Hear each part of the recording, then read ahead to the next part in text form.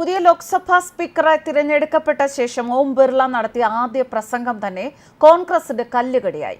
ഇന്ത്യയിൽ ഭരണഘടനയെ ആക്രമിച്ച വ്യക്തി ഇന്ദിരാഗാന്ധിയാണ് എന്നും അടിയന്തരാവസ്ഥ പ്രഖ്യാപിച്ചതിലൂടെ സ്വേച്ഛാധിപത്യമാണ് ഇന്ദിരാഗാന്ധി നടത്തിയത് എന്നുമുള്ള ഓം ബിർളയുടെ പരാമർശമാണ് പ്രതിപക്ഷത്തെ ചൊടിപ്പിച്ചത്. തുടർന്ന് സഭയിൽ കോൺഗ്രസ് ബഹളം സൃഷ്ടിച്ചു. പ്രതിപക്ഷത്തിന്റെ വലിയ ബഹളത്തിനും പ്രതിഷേധത്തിനുമിടയിൽ പ്രസംഗം തുടർന്ന് സ്പീക്കർ. ജനാധിപത്യത്തിന്റെ മാതാവായിട്ടാണ് ഇന്ത്യ ലോകമെമ്പാടും അറിയപ്പെടുന്നത്. എന്നാൽ 1975 ജൂൺ 25 ഇന്ത്യയുടെ ചരിത്രത്തിലെ കറുത്ത അധ്യായമായി എന്നും അറിയപ്പെടുന്നു. ഈ ദിവസം അന്നത്തെ പ്രധാനമന്ത്രി ഇന്ദിരാഗാന്ധി രാജ്യത്ത് അടിയന്തരാവസ്ഥ ഏർപ്പെടുത്തുകയും ബാബാ സാഹേബ് അംബേദ്കർ നിർമ്മിച്ച ഭരണഘടനയെ ആക്രമിക്കുകയും ചെയ്തു. ഇന്ദിരാഗാന്ധി രാജ്യത്ത് ഏകാധിപത്യം അടിച്ചേൽപ്പിച്ചു. ഇന്ത്യയുടെ ജനാധിപത്യ മൂല്യങ്ങൾ തകർത്തു. അഭിപ്രായ സ്വാതന്ത്ര്യത്തെ കഴുത്തു ഞെരിച്ചു എന്ന സ്പീക്കർ ഓം ബിർളയുടെ പ്രസംഗത്തോടെ ലോക്സഭയിൽ പ്രതിപക്ഷം ബഹളം ആരംഭിക്കുകയും പ്രതിഷേധിച്ച് നടുത്തളത്തിൽ കുത്തിയിരിക്കുകയും ചെയ്തു.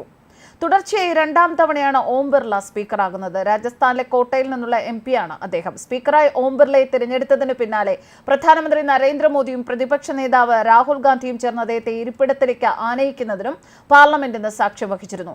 എന്നാൽ പ്രതിപക്ഷം ഇത്തരത്തിൽ വലിയ ബഹളവും പ്രതിഷേധവും ഉണ്ടാക്കിയിട്ടും സ്പീക്കർ തന്റെ പ്രസംഗം തുടർന്നതും ശ്രദ്ധേയമായി. ഇന്ത്യൻ പൗരന്മാരുടെ അവകാശങ്ങൾ തകർക്കപ്പെടുകയും അവരുടെ സ്വാതന്ത്ര്യം കവർന്നെടുക്കപ്പെടുകയും ചെയ്തു എന്ന് അദ്ദേഹം വ്യക്തമാക്കി. പ്രതിപക്ഷ നേതാക്കൾ ജയിലിൽ അടയ്ക്കപ്പെട്ട രാജ്യം മുഴുവൻ ജയിലായി മാറിയ കാലമായിരുന്നു അത്. അന്നത്തെ സ്വേച്ഛാധിപത്യ ഗവൺമെന്റ് മാധ്യമങ്ങൾക്ക് പോലും നിരവധി നിയന്ത്രണങ്ങൾ ഏർപ്പെടുത്തിയിരുന്നു. ജുഡീഷ്യറിയുടെ സ്വയംഭരണത്തിനും നിയന്ത്രണമുണ്ടായിരുന്നു. 1975 അടിയന്തരാവസ്ഥ ഏർപ്പെടുത്താനുള്ള തീരുമാനത്തെ ഈ സഭ ശക്തമായി അപലപിക്കുന്നു. അടിയന്തരാവസ്ഥയെ എതിർക്കുകയും ഇന്ത്യയുടെ ജനാധിപത്യം സംരക്ഷിക്കാനുള്ള ഉത്തരവാദിത്തത്തിനു വേണ്ടി പോരാടുകയും നിറവേറ്റുകയും ചെയ്ത എല്ലാവരുടെയും ദൃഢനിശ്ചയത്തെ ഞങ്ങൾ അഭിനന്ദിക്കുന്നു എന്നും സ്പീക്കർ വ്യക്തമാക്കി.